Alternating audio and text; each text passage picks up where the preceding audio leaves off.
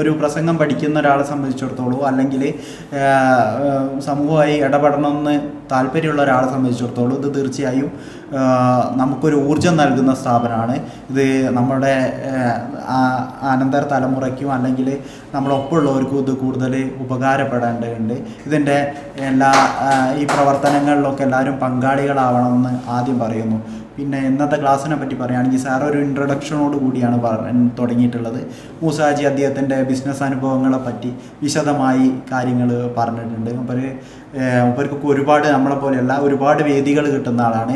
പല സ്കൂളിൻ്റെ ഡയറക്ടറാണ്, പല ബിസിനസ്സുകളുണ്ട്, ബിൽഡിംഗ് ഓണേഴ്സിൻ്റെ ആ സമിതിയിലൊക്കെ ഉള്ള ആളാണ്. അപ്പോൾ എന്നും പ്രോഗ്രാമുകൾ ഉണ്ടാവും. ഇതിൽ ഈ പ്രസംഗത്തെ സംബന്ധിച്ചിടത്തോളമൊക്കെ കൂടുതലായിട്ട് ഇടപഴകുക എന്നുള്ളതാണ്. ഓരോ അവസരങ്ങൾ കിട്ടുന്നത് നമ്മൾ എത്രത്തോളം ഉപയോഗിക്കുന്നു എന്നുള്ളതിനനുസരിച്ചാണ് ഇത് മുന്നോട്ട് പോകേണ്ടത്. മൂപ്പർക്ക് തീർച്ചയായും ഒരു രാഷ്ട്രീയ നേതാവിൻ്റെ ലുക്കുണ്ട്, വൈറ്റ് ആൻഡ് വൈറ്റ് ആണ്. ഭാവിയിലൊരു മന്ത്രിയൊക്കെ ആവട്ടെ എന്ന് കൂടി ഞാൻ ആശംസിക്കുന്നു. പിന്നെ അസീസാർ ഇതിൻ്റെ മുമ്പ് ഞാൻ ഒരു ക്ലാസ്സിൽ പങ്കെടുത്തിട്ടുണ്ട്. അസീസാർ KCBയിലെ ഉദ്യോഗസ്ഥനാണ്. തീർച്ചയായും അസീസാർ അദ്ദേഹത്തിൻ്റെ ഒരു അനുഭവമൊക്കെ പറഞ്ഞു മകൻ്റെ വിദ്യാഭ്യാസമൊക്കെയായി ബന്ധപ്പെട്ട്. അതിൽ എനിക്ക് മൂപ്പരുമായിട്ട് ഞാൻ പണ്ട് പറഞ്ഞിട്ട് മൂപ്പരുമായിട്ട് വ്യത്യസ്തമായ അഭിപ്രായമാണ്. നമ്മളെ സംബന്ധിച്ചിടത്തോളം നമ്മൾ അവർക്ക് സൗകര്യങ്ങൾ ചെയ്തു കൊടുക്കുക എന്നുള്ളതാണ്. ബാക്കിയൊക്കെ വരുന്നത് പോലെ വരും. നമ്മൾ അവർക്ക് വിദ്യാഭ്യാസപരമായ സൗകര്യങ്ങൾ ചെയ്തു കൊടുക്കുക, അവരുടെ താല്പര്യങ്ങൾക്ക് വിടുക. മോശമായൊന്നും കുട്ടികൾ ചെയ്യൂല. പുതിയ തലമുറ കുറച്ചും കൂടി ചിന്തിക്കുന്ന ആളുകളാണ്. അവർ കുറച്ചും കൂടി അവർ താല്പര്യമുള്ള മേഖലകളിലേക്ക് പോകേണ്ടതാണെന്ന് തന്നെയാണ് എൻ്റെ അഭിപ്രായം. പിന്നെ കോഴ്സൊക്കെ ഏത് വേണമെങ്കിലും എടുക്കുക. ഇത് പഠിച്ചു എന്ന് കരുതി മറ്റേത് എടുക്കാൻ പറ്റില്ല എന്നുള്ള പ്രശ്നമൊന്നും ഇപ്പോൾ നമ്മൾ പുതിയ വിദ്യാഭ്യാസ നയപ്രകാരം നമ്മൾ 4 കൊല്ലത്തെ വിദ്യാഭ്യാസമാണ്. അത് കേരളത്തിലൊക്കെ ഇംപ്ലിമെൻറ്റ് ചെയ്യുന്നുണ്ടെന്ന് അറിയുന്നത് കേട്ടു. നമ്മൾ 2 കൊല്ലം കഴിഞ്ഞിട്ട് നമുക്കിത് നിർത്തിപ്പോകണം എന്നാണെങ്കിൽ നിർത്തിപ്പോവാം. എന്നിട്ട് 4 5 കൊല്ലം കഴിഞ്ഞിട്ട് നമുക്ക് ഈ കോഴ്സിൽ തന്നെ ചെന്ന് ജോയിൻ ചെയ്യുക. കാരണം ജോലിയും ഇതും ആയിട്ട് മിങ്കിൾ ചെയ്തിട്ടുള്ള പരിപാടിയാണ്. അപ്പോൾ സ്വാഭാവികമായിട്ടും പുതിയ വിദ്യാഭ്യാസ നയം പോലുള്ള കാര്യങ്ങളൊക്കെ വരുമ്പോൾ ആളുകളുടെ അഭിരുചി കുറച്ചും കൂടി വർദ്ധിക്കും എന്നൊക്കെ പറയുന്നു. തീർച്ചയായും ഇതുപോലുള്ളൊരു സ്ഥാപനം നിലനിൽക്കേണ്ടതുണ്ട്.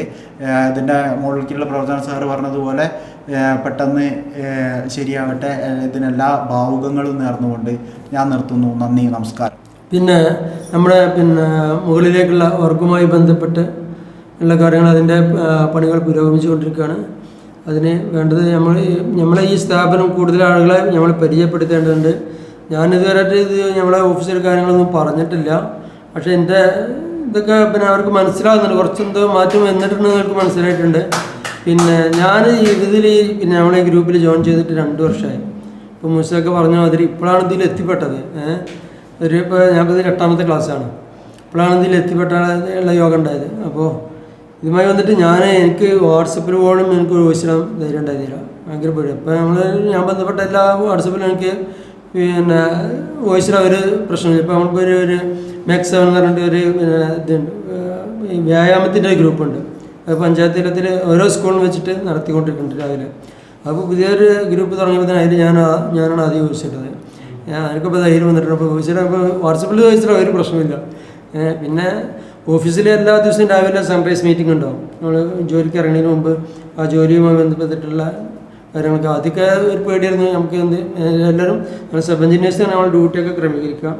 അപ്പോൾ സേഫ്റ്റിനെ കുറിച്ച് സുരക്ഷ, ഒരു ജോലി ചെയ്യുന്ന സമയത്ത് എന്തൊക്കെ സുരക്ഷയെ പറ്റി എന്തൊക്കെ ഒരു ക്ലാസ് എല്ലാവരും ഓരോരുത്തർ പറയണം. അതൊക്കെ ഒരു പേടിയായിരുന്നു. ഇപ്പോൾ ഒരു ധൈര്യ സമയത്ത് നമുക്ക് പറയാൻ സാധിക്കുന്നുണ്ട്. അപ്പോൾ ഇനി നമ്മൾ അടുത്ത ഡ്യൂട്ടി കൂടുതൽ ആളുകളൊക്കെ ഇതിലേക്ക് ശ്രദ്ധ കൊണ്ടുവരിക എന്നുള്ളതാണ്. അത് നമ്മളെ കുടുംബ ഗ്രൂപ്പുകളിൽ പറഞ്ഞിട്ടും സ്കൂൾ നാട്ടിലെ ചില ഗ്രൂപ്പുകൾ പറഞ്ഞിട്ടും നമുക്ക് അവിടെ ഇത് നമ്മൾ ഷെയർ ചെയ്യണം. നമ്മൾക്ക് ഇപ്പോൾ നമ്മളെ പ്രസംഗം ഇപ്പോൾ ഇത് യൂട്യൂബിൽ വന്ന് സാറിന് ഇത് ഇടണം, നമുക്ക് അത് വേറെ ഗ്രൂപ്പിൽ കിട്ടാനൊരു മടിയാണ്. കാരണം ആൾക്കാർ എന്താണ് അങ്ങനെ ഇട്ടാലാണ് ആളുകൾ വരിക. ഇതെവിടെയാണ് സംഭവിച്ച ആൾക്കാർ അതിനെപ്പറ്റി ചോദിച്ചറിയാം.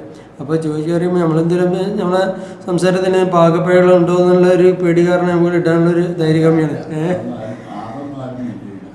അപ്പോൾ നമ്മളിപ്പോൾ ഓട്ടോമാറ്റിക്കലി ഒരു വ്യത്യാസം വന്ന ആളുകൾ ചോദിക്കും. അപ്പോൾ പറയട്ടെ, അപ്പോൾ നമുക്ക് പറയാം എന്നുള്ളൊരു ധൈര്യം. ഇപ്പോൾ ഞാൻ കഴിഞ്ഞ പ്രാവശ്യം ക്ലാസ് കഴിഞ്ഞ് പോകുമ്പോൾ നമ്മളൊരു കൂട്ടുകാരനെ കണ്ടു. അവനോടാണ് ആദ്യമായിട്ട് പറഞ്ഞത്.